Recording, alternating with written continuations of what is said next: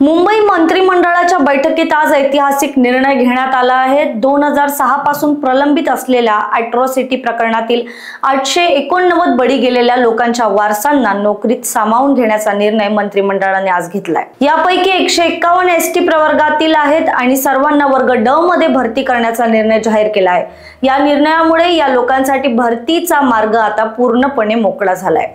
सरकारने या प्रक्रियेत आचारसंहितेचा भंग होणार नाही याची पूर्ण काळजी घेतली आहे, अशी माहिती मंत्री संजय शिरसाट यांनी दिली। यासोबतच मंत्री शिरसाट यांनी शिवभोजन थाळी योजनेबाबतही स्पष्ट केले की ही योजना आजही सुरू आहे आणि सरकारने त्यासाठी आवश्यक निधीही दिलेला आहे। बिल थकीत असणे आणि योजना बंद करणे यातील फरक लक्षात घ्यावा असे त्यांनी नमूद केले। नहीं, इसके बारे में सीएम और डिप्टी सीएम की उच्च स्तरीय बैठक हुई है। इसके बारे में मंत्रिमंडल में कोई चर्चा नहीं हुई। आज के कैबिनेट में किसानों के लिए जो भरपाई देनी है उसके बारे में चर्चा हुई विस्तार से। मेरे डिपार्टमेंट के तहत अनुसूचित जाति जमाती के लोगों को जिनके प्रकरण 2006 से प्रलंबित थे, जो एट्रॉसिटी एक्ट के तहत जिनका मर्डर हुआ है, खून हुआ है, उनके परिवारों को नौकरी में समावेश करने का जो प्रलंबित था उसको आज मंत्रिमंडल ने मान्यता दी है। 889 लोगों को इसकी वजह से नौकरी मिलेगी और इसकी सब प्रोसेस ये 2 महीने में पूरी की जाएगी। इतर कुठले महत्त्वाचे निर्णय झाले कॅबिनेटमध्ये?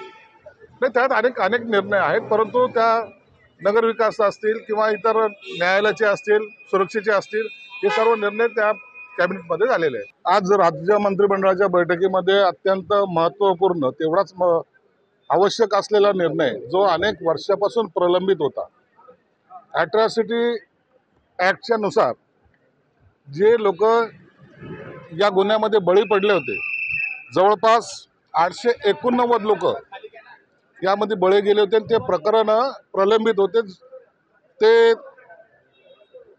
2006 पासून हे सगळे प्रकरण प्रलंबित होते। त्यांच्या वारसांना किंवा त्यांच्या नातेवाईकांना नोकरीमध्ये सामावून घेण्याचा एक महत्त्वपूर्ण निर्णय जो वारंवार प्रलंबित राहायचा, आज मंत्रिमंडळाने तो बैठकीमध्ये निर्णय घेतलेला आहे। त्यांना सर्वांना 889 लोकांना, त्यापैकी 151 हे एसटी प्रवर्गाचे आहेत, या सर्वांना वर्ग ड मध्ये सामावून घेण्याचा निर्णय आज मंत्रिमंडळामध्ये झाला आहे। मला वाटतं हा मोठा ऐतिहासिक निर्णय आहे। या सर्वांची आता एक परिपत्रक निघून यांना भरतीचा मार्ग मोकळा झालेला आहे। आता राज्य मंत्रिमंडळाने निर्णय घेतला, त्याला मान्यता दिलेली आहे, मिनिट्स कन्फर्म झालेले आहेत। आता फक्त GR काढण्याचं बाकी आहे। GR काढल्यानंतर प्रत्येक कलेक्टरला आणि हे जे काही भरती होणार आहे ती फक्त सामाजिक न्याय विभाग आणि आदिवासी विभाग या 2च खात्यामध्ये होणार आहे। म्हणून हा आमच्या अंतर्गत प्रश्न असल्यामुळे आता भरतीचा प्रक्रिया जवळपास 1-1.5 महिन्यामध्ये पूर्ण केले जाईल। शिवभोजन थाळी बंद झाल्याचा आरोप विरोधक करत होते, मात्र आता पुन्हा निधी वर्ग करण्यात आलेला आहे। आचारसंहितेचा याला हे नाही आहे, क्रायटेरिया नाही आहे। आता याचं परिपत्रक निघणे आणि याच्यानंतरचं कलेक्टरकडून पुन्हा त्याला व्हेरीफाय करून जे काही होणार आहे ते नियमानुसार होईल। आचारसंहितेचा कुठेही भंग होणार नाही याची काळजी आम्ही घेऊ। असं नाही आहे, ही योजना चालू आहे। बिल थकीत असणं हा भाग वेगळा, योजना बंद करणं हा भाग वेगळा आहे। म्हणून ती योजना आजही चालू आहे आणि त्यासाठी सरकारने त्यासाठी पैसे सुद्धा दिलेले आहेत। Bureau report, Lokvahini media, Mumbai.